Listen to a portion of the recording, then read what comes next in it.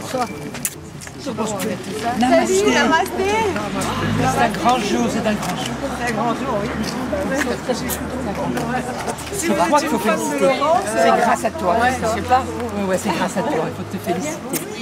Depuis quelques temps. C'est un grand jour. Tu veux bon, On va aller chercher les filles. Regarde, une étudiante de sa grand-mère. C'est pas moi qui le dis. Azorama, Catherine. Une étudiante et sa grand-mère, tu te rends compte qu'elle te compare à une grand-mère. Ah mais c'est toi la grand-mère, c'est toi la grand-mère. C'est pas la grand-mère. Azorama, c'est moi. Le matin, dimanche matin, c'était la maman.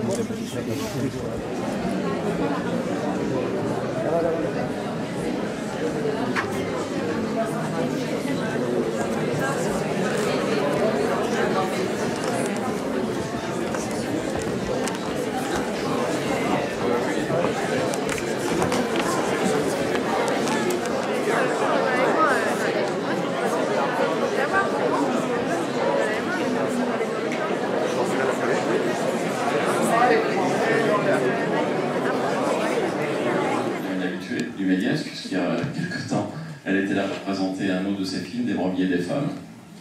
Et là, on est très content de la recevoir de nouveau pour un projet différent, très, très singulier, très personnel. Et donc c'est une soirée qui s'est faite en partenariat avec Florence et Image Montagne. Dominique Julien est ici présent. Donc, je vais laisser présenter cette séance tous les deux. Il y aura une rencontre à l'issue de cette séance-là. Et on fera en sorte de ne pas finir trop tard, puisque à 22h15, comme je le disais, on fera une autre séance pour contenter tout le monde. Merci beaucoup. Je laisse la parole à qui? Bonsoir. Donc il y a quelques temps déjà, Laurence est venue nous voir dans le cadre d'Image Montagne. Il nous a demandé de l'aider pour réaliser ce film qui était en fait son premier grand film à l'époque. Et donc nous avons adhéré à son projet, d'autant plus que il y avait un certain parallèle à faire entre ce guide qui s'arrache et Laurence qui a une volonté d'en faire pour se lancer dans la vidéo. Qui connaît Laurence voit l'ampleur du problème. De toute façon, on ne peut pas dire non. Donc on a décidé de la suivre et donc le but était de présenter son film dans le cadre d'Image Montagne 2015. Voilà, et puis en cours de route, il y a eu quelques problèmes pour finir le film. En fait, on n'était pas dans le tempo. Et donc, ça n'a pas pu passer ce printemps. D'où l'idée d'organiser une soirée ici, à l'automne, pour que les Palois puissent voir ce film. Puisqu'après, ce film repartait dans un circuit de distribution et qu'on n'aurait pas pu le passer, on ne pouvait pas le passer l'année prochaine. Voilà, vous savez tout maintenant. J'espère que vous passerez une bonne soirée et je passe la parole à Laurence qui va tout vous expliquer.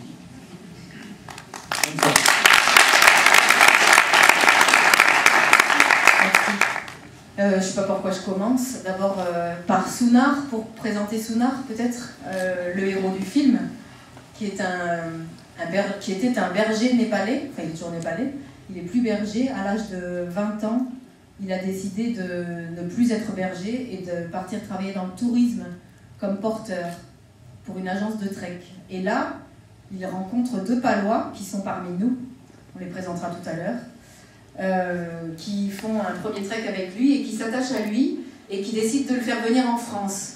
Et puis de fil en aiguille, Sunar est revenu une fois, deux fois, trois fois. Puis il a fini par devenir guide de haute montagne à Chamonix, diplômé de l'ENSA, l'école des guides françaises. Donc c'est un parcours exceptionnel quand on connaît la difficulté que c'est de passer ce diplôme, sachant qu'il était analphabète, il n'écrivait pas, et il ne parlait pas le français, ni l'anglais, ni rien. Donc il a passé des étapes, il a appris à nager, il a appris à skier, enfin tout ce qu'il fallait pour passer le guide. Et donc c'est ce que raconte ce film en fait. De là d'où il vient, et vous allez voir que c'est quand même... il revient de loin, quoi. Enfin, il habitait dans une région très pauvre et très reculée du Népal, un petit village de Laprak qui aujourd'hui n'existe plus parce qu'il a été dévasté par le séisme, on en reparlera après. Et voilà, et de cette condition de berger, il est devenu guide et aujourd'hui il a créé une école, lui et d'autres copains guides là-bas, ont créé une école des guides à Katmandou qui forme des guides du niveau des guides français aujourd'hui. Voilà, donc son école est reconnue au plan international. Donc il n'a pas fait que profiter de cette expérience pour lui, il en a fait profiter son pays. Et c'est pour ça que je trouvais que ça valait un film. Voilà, donc je vous laisse le regarder, puis on peut en parler après.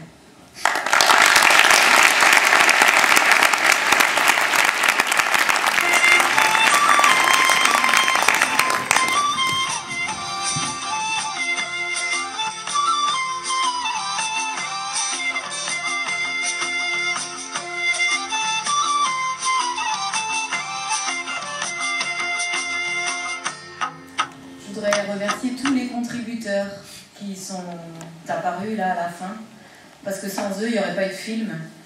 Au départ, il n'y avait pas de producteur, parce que je ne savais pas ce que c'était qu'un producteur. Et du coup, voilà, le film, il a commencé par se faire grâce aux dons, par ce qu'on appelle un crowdfunding en fait. On a récupéré de l'argent et c'est comme ça qu'on a fait le tournage.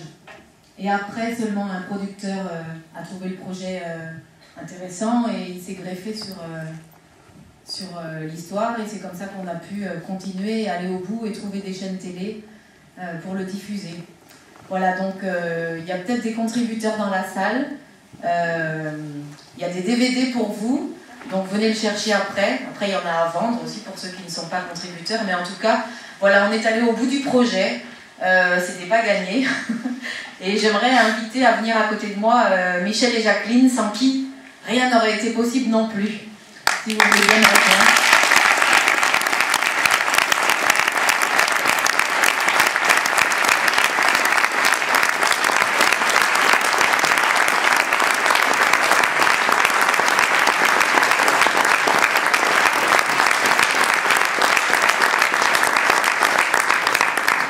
Voilà, donc ce sont les bienfaiteurs de Sunar.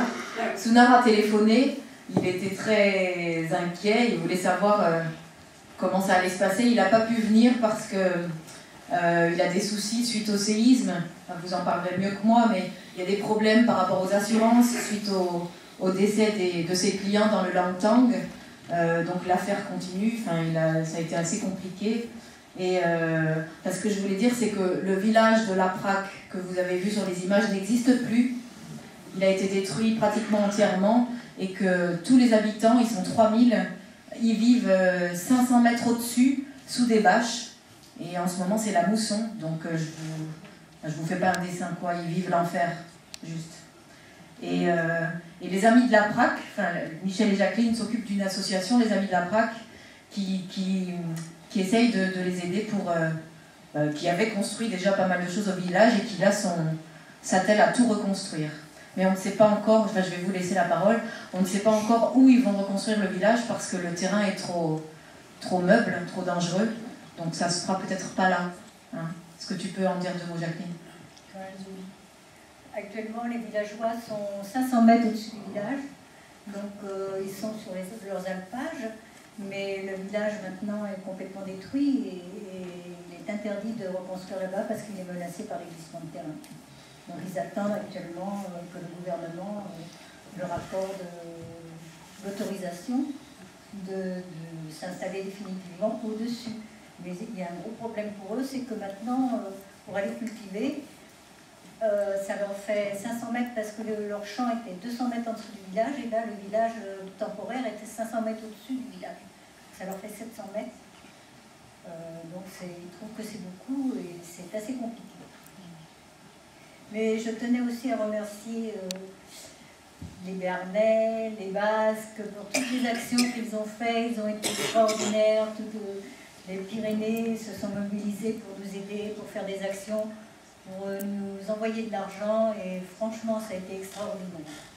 Donc on tenait particulièrement à vous remercier tous. Est-ce qu'il y a des questions peut-être dans la salle sur le film ou sur Sunar? Il y a des micros disponibles.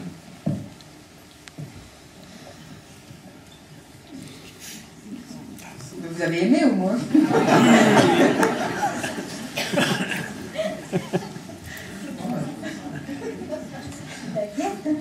Moi, je m'inquiète pas, moi je l'aime bien. Je vais poser la première question. Vas-y, François. Ça arrive, le micro, il arrive. Moi, j'ai été très impressionné par les images, alors bravo. Les paysages, c'est fantastique. Je voulais savoir si c'est toi qui avais tourné jusqu'à 6000 mètres au sommet du Chumie. Oui, oui, c'est moi qui ai tourné à 6000 mètres. C'est pas ça qui a été le plus dur. Le plus dur, ça a été Riglos. J'ai cru mourir là. Parce que voilà, Mosquito en traversée, c'était chaud. Je leur ferai plus. Mais à 6000, ça va. Je suis un peu plus dans mon élément sur la neige. Où avez-vous appris à tenir une caméra? C'était extraordinaire. Micro, s'il vous plaît.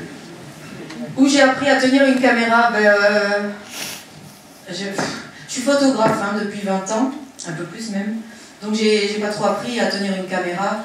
C'est mon premier film. Enfin, il y a le film sur les bergères qui est sorti avant, qui a été tourné à peu près en même temps, mais parce qu'il n'y avait pas de producteur, donc ça a pris moins de temps. Et donc voilà, avant celui-là, il y avait eu un tout petit film sur Auguste le berger, un film de 5 ou 6 minutes. Et c'est comme un appareil photo, sauf que ça bouge dans l'image, quoi. Donc, je sais pas, je réfléchis pas quand je cadre, ça me paraît un peu évident. Mais c'est une question de regard, je pense. J'ai pas appris à... je suis allée à l'école je suis retournée à l'école pour apprendre comment ça marche. Parce qu'il y a plus de boutons sur une caméra que sur un appareil photo. Il y a le son avec à gérer. Ouais. Mais c'est tout. En tout cas, les images étaient super.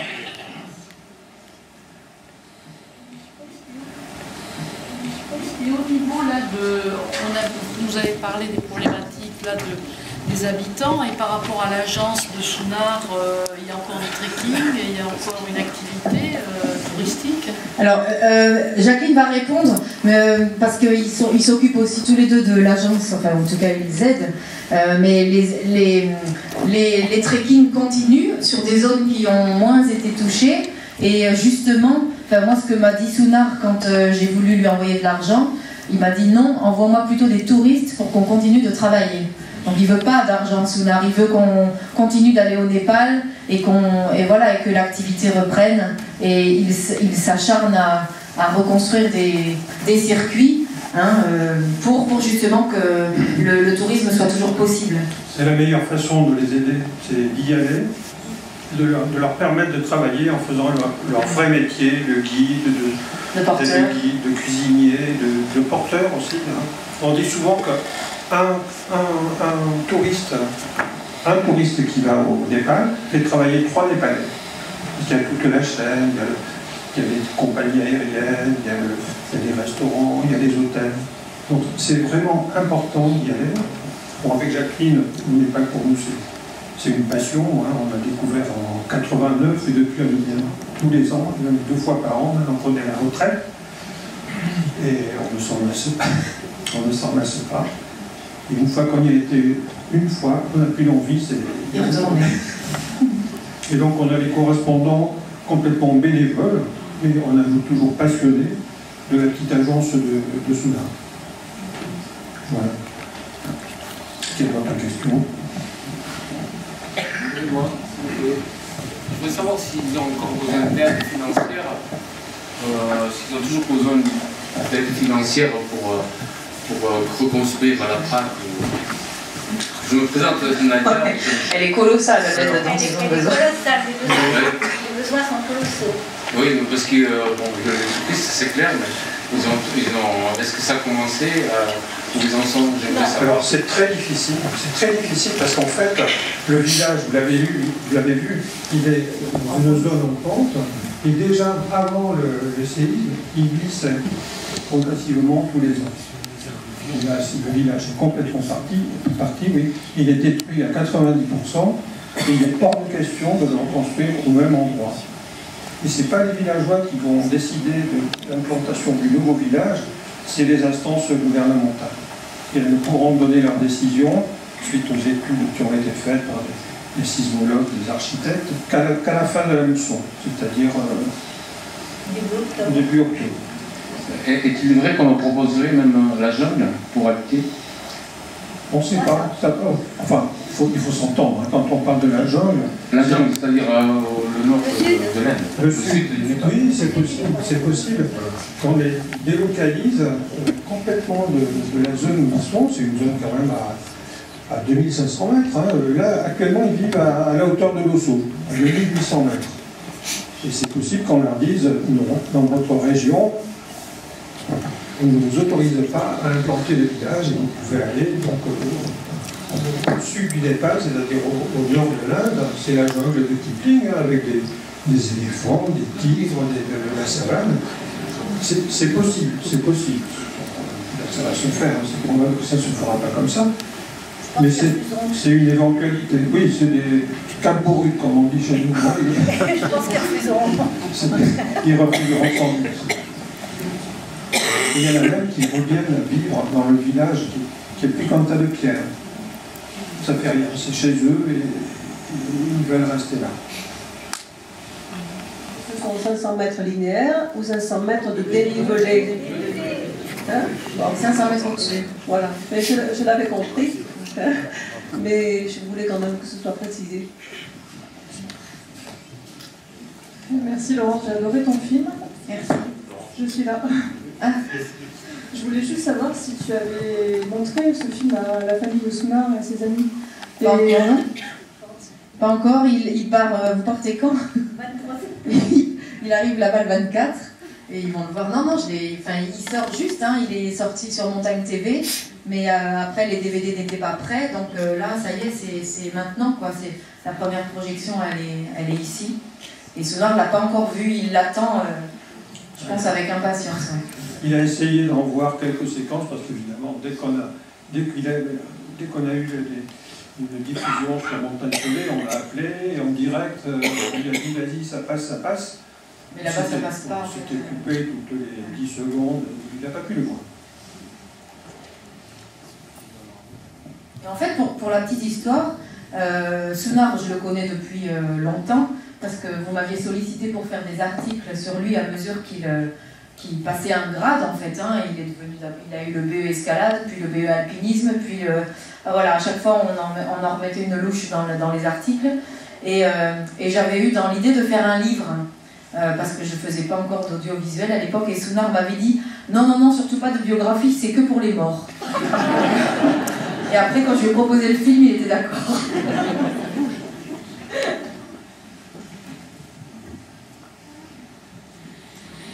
Voilà. Il y a un Bolivien qui est passé à l'ENSA, il y en a quelques-uns. Il y a un russe. Un russe peut-être en ce moment, je sais pas. Je crois qu'il y en a un du Tibet, enfin il y a un pays qui est pas loin aussi où il y a... Mais en fait, là, étant donné que Sounard a monté une école qui est au même niveau, en tout cas pour l'instant, que celle de l'ENSA, il n'est pas question de les faire venir en France de toute façon pour qu'un autre Sounard puisse faire ce parcours. Ça veut dire qu'il faut qu'il trouve des parrains qui montent une association. Enfin, je veux dire, c'est quand même des moyens colossaux, ça dépasse 50 000 € tout ça.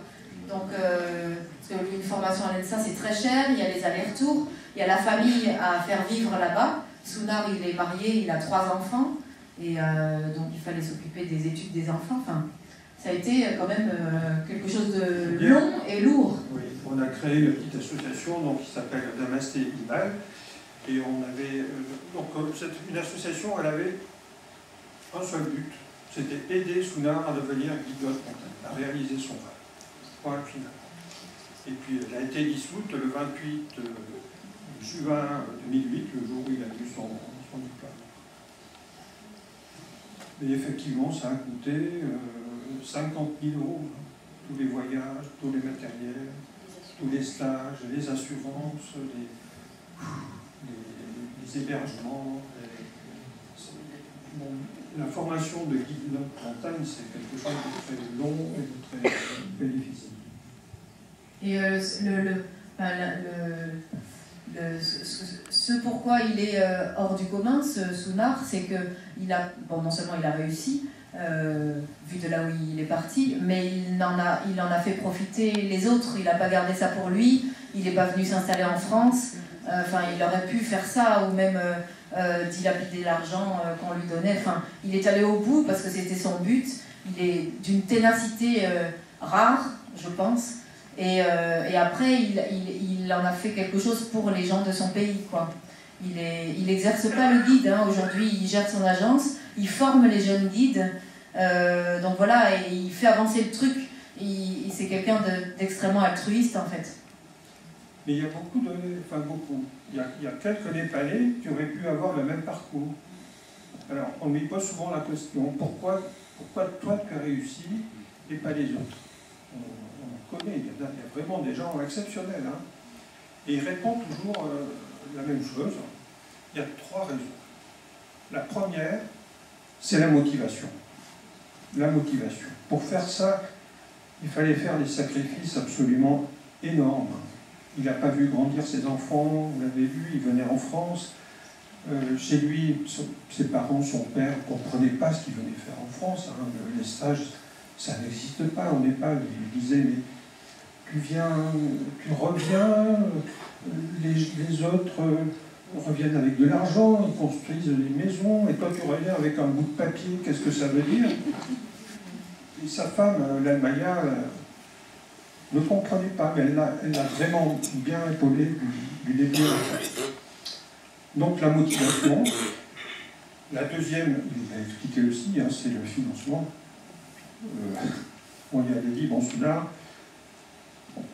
tu grimpes, nous on s'occupe de faire bouillir la marmite. Et bon, c'est ce qu'on a fait. Hein. Bon, c'était pas énorme, hein. Il fallait, pour faire vivre sa famille, 150 € à l'époque. Bon, c'est pas énorme, c'était l'association qui prenait ça en charge. L'éducation des enfants, le budget familial. Et la troisième chose, il explique bien d'ailleurs dans le film, c'était le soutien des amis, qui était devenu une pression très forte, quoi. Son rêve à lui, c'était le rêve des 150 personnes, 250 personnes qui étaient derrière lui. Et c'était des gens très motivés. D'ailleurs, il y a Colette qui était dans la salle, celle qui lui a appris à skier. C'est elle qui lui a appris à skier. C'était la première cliente, avec son amie Anne, première cliente de Trinetra, et Sounard est très fidèle en amitié. C'est elle qui était la présidente de la petite association qu'on a créée pour qu'il réussisse donc ce diplôme de guide. Voilà. Donc il a réussi, mais c'était vraiment le fruit d'un long travail. Il y a une autre question, je crois. Non, je voulais juste témoigner, parce qu'on était au Népal pendant le séisme avec l'agence Trinetra, donc on est très content de rencontrer en chair et en os Michel et Jacqueline qu'on a eu par mail. Donc on fait partie des Basco-Bernais, dont on parlait tout à l'heure, qui ont fait des actions pour collecter de l'argent. D'ailleurs, il y a encore un concert à Arrête le vendredi 2 octobre le soir, pour que nous puissions continuer à aider les amis de la PRAC. Donc si vous aimez entendre des groupes basques et des groupes bernais, on vous invite à Arrête le vendredi 2 octobre à l'église.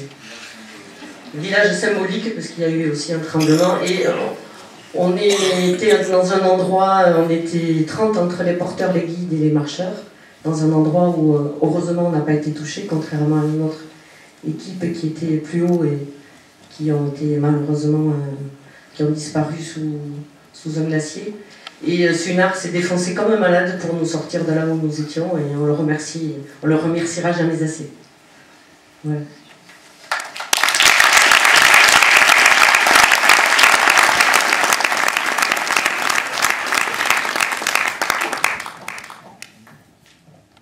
Avec l'accord de Laurence, de Michel et Jacqueline, est-ce qu'il serait possible de dédier justement cette soirée et ce film à notre ami Diné, qui a été emporté par l'avalanche au Langtang?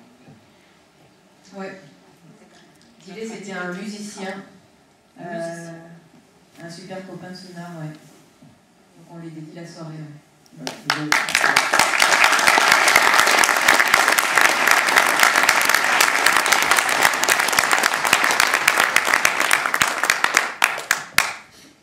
Sounar et toute son équipe, et tous ceux qui sont autour d'eux, ont vécu vraiment des moments très douloureux, très difficiles. Et Thérèse qui vient d'intervenir, vous pouvez voir son témoignage sur le site justement des Amis de la PRAC. Elle a vécu le tremblement de terre pratiquement que la PRAC. Elle était dans le village à côté, à 2 heures de marche, et c'est bouleversant. Et Guillet, effectivement, c'était un guide de Trinetra. Vous l'avez tous vu forcément à la télévision, vous avez vu des articles dans les journaux. C'est lui qui était guide donc, de Trinetra, de l'agent Osuna, et il conduisait donc un groupe de 5 Népalais et une famille de 6 touristes français qui a péri dans l'avalanche qui a ravagé le village entier de l'Enfant. C'était une catastrophe dans la catastrophe, mais vraiment terrible. Voilà, donc c'est avec plaisir bien sûr qu'on peut dédier cette soirée à Guillet.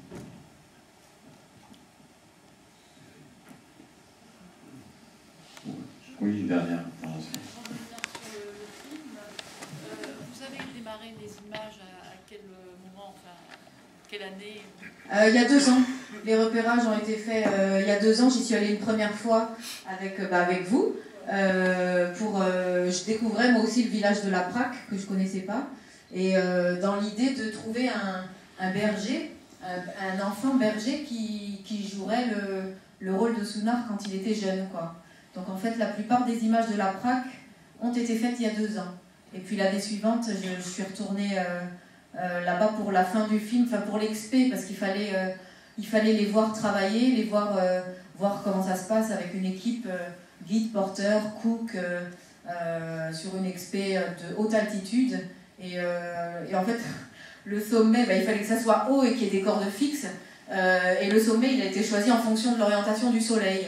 Parce que moi, il me fallait le soleil pour mes images, donc il fallait que l'arête, elle était pleine est, et j'avais très vite de la lumière sur la crête, quoi. Donc voilà, Chouloufariste, ça parle à personne, c'est un truc complètement paumé. Enfin, c'est quand même dans le massif des Annapurna, mais c'est pas un truc que j'aurais été faire pour le plaisir. C'était vraiment pour le film. Voilà, comme Sounar, j'aurais pas eu l'idée d'aller là-haut comme ça, quoi.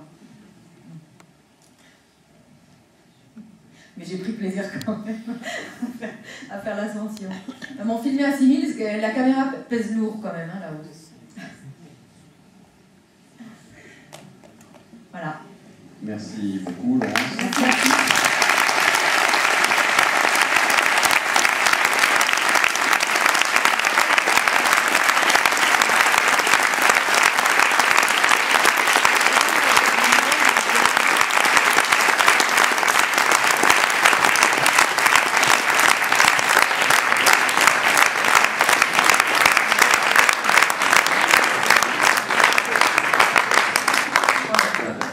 J'invite les contributeurs à venir chercher leur CD, DVD, voilà. Et je crois qu'après il y a une deuxième séance. Voilà, on va trouver d'organiser un petit peu la sortie. Il y a des gens dans l'entrée qui attendent pour rentrer. Donc vous devez sortir par ici. Par contre, si vous voulez acheter un DVD du film de Laurence, on a mis une table dans le hall si tu veux. Donc on peut très bien ressortir par ici et faire le tour. Un exercice de vase communicant, s'il vous plaît. Et les contributeurs vont récupérer leur DVD ici, et ceux qui veulent l'acheter font le tour et vont dans le hall. Merci.